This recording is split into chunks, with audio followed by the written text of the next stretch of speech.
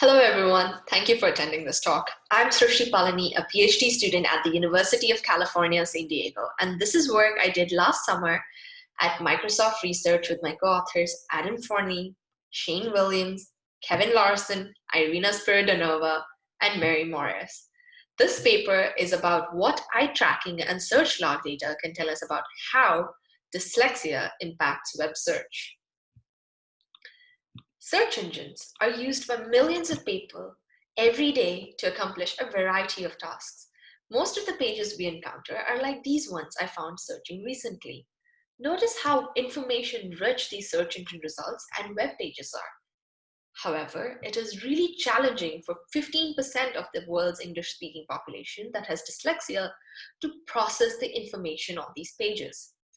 Having dyslexia impacts reading, writing, and spelling, despite having completely normal intelligence. This makes the commonplace task of using search engines really challenging.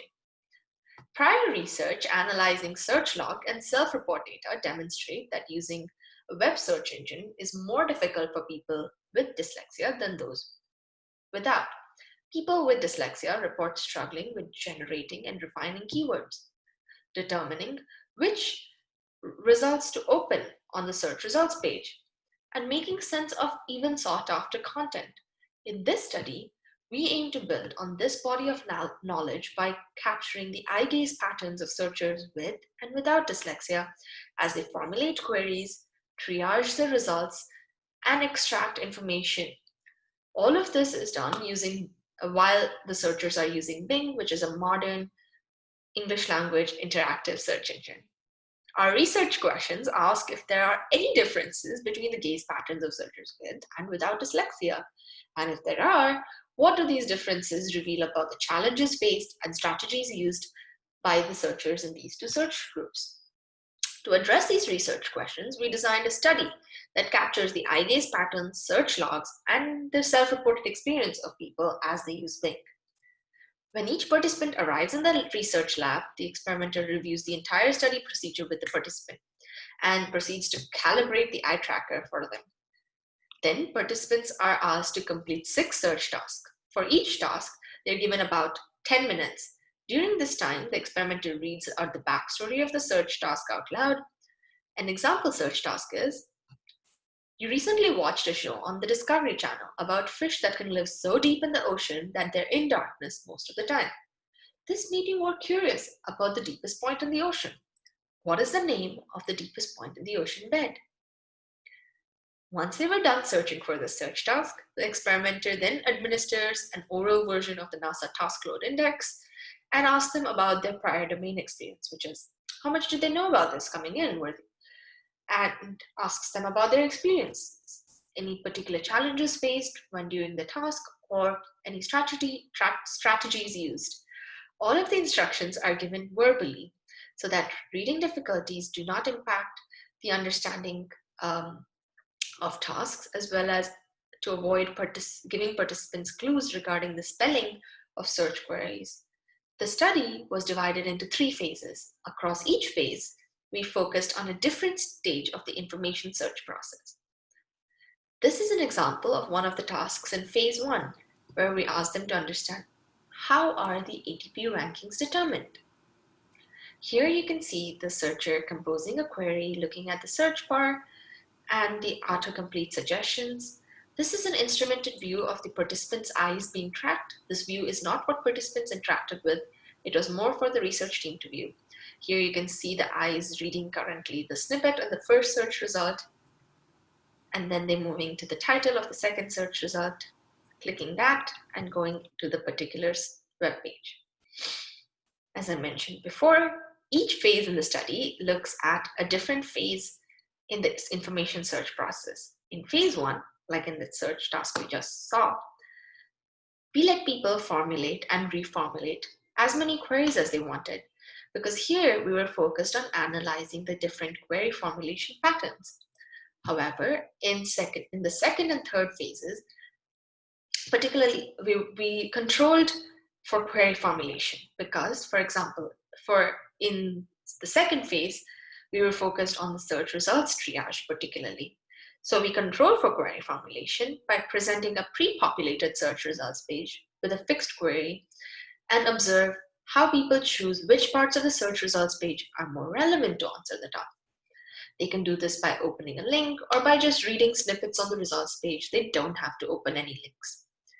In the third phase, we are interested in how people extract information from the results.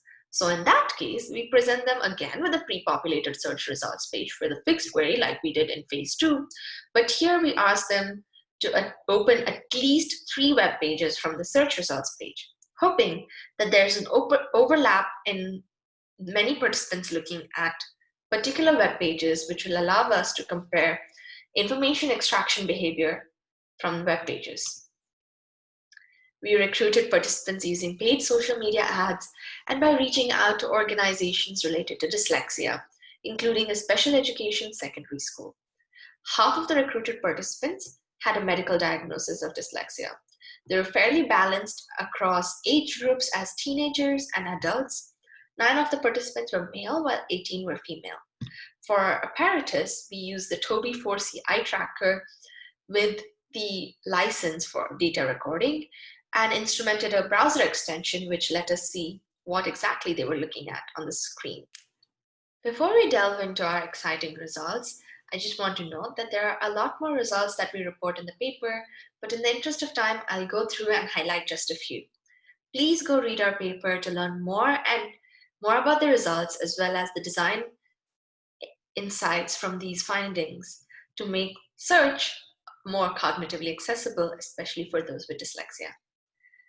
Okay, looking at the search logs, we see that during query formulation, searchers with dyslexia issue more queries and make more errors per query, particularly at the phonetic level as opposed to the typographic level than when compared to the control group. Here, an example of a phonetic error is in spelling the word deepest, instead of using a double E, using an I, which is a difference in spelling while the phoneme E remains the same for deepest. These results match what we would have expected given that there is a large body of research saying that searchers with dyslexia have trouble spelling, especially at the phonetic level. When triaging search results, searchers with dyslexia came back to look at the same search results page more times and inspected more results than the control group. They might revisit and reread information because dyslexia is associated in literature with having a shorter working memory. Since in our experimental setup without scrolling, the search browser shows only 3 to 4 results. This result that searchers with dyslexia on average look at over 7 results means that searchers with dyslexia scroll further down the search engine results page than the control group to find possibly less relevant results.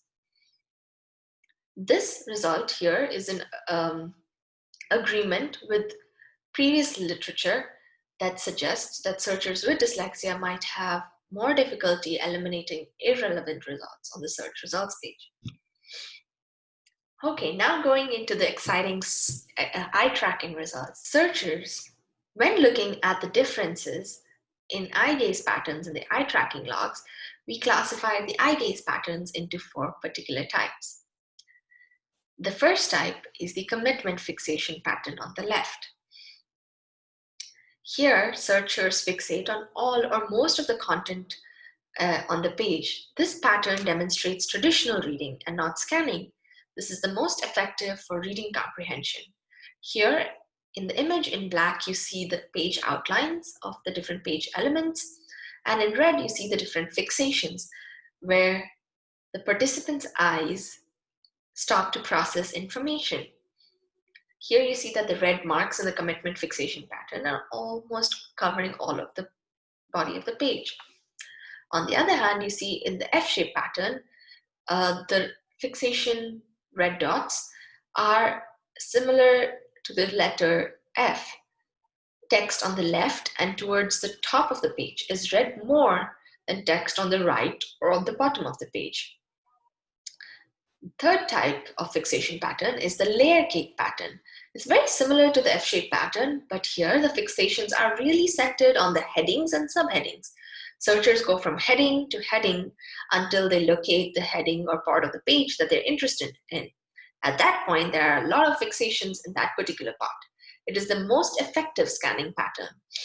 And lastly, we have the spotted scanning pattern, which involves fixating on specific words or parts of the page.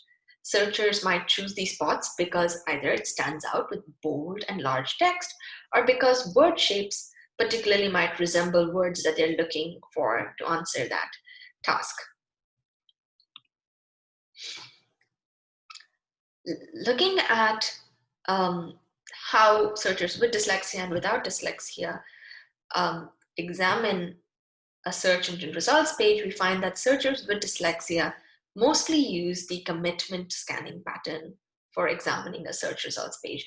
They're very thorough and exhaustive in carefully reading the entire search engine results page. On the other hand, the control group, that is the searchers without dyslexia, use an F-shaped pattern, which indicates a quick scanning of the search engine results page based on titles and focusing mostly on the top left corner. We further analyzed the eye tracking logs to see if there were particular page elements that searchers with dyslexia fixated on for more time. We found that searchers with dyslexia paid more visual attention to the entire page compared to searchers without dyslexia. They fixated for significantly longer on instant answers, ad results, as well as organic search results, and even the related searchers. This might be because they examined the search engine results page more exhaustively using the commitment fixation pattern. These results help explain prior findings that report that searchers with dyslexia struggle with search results triage.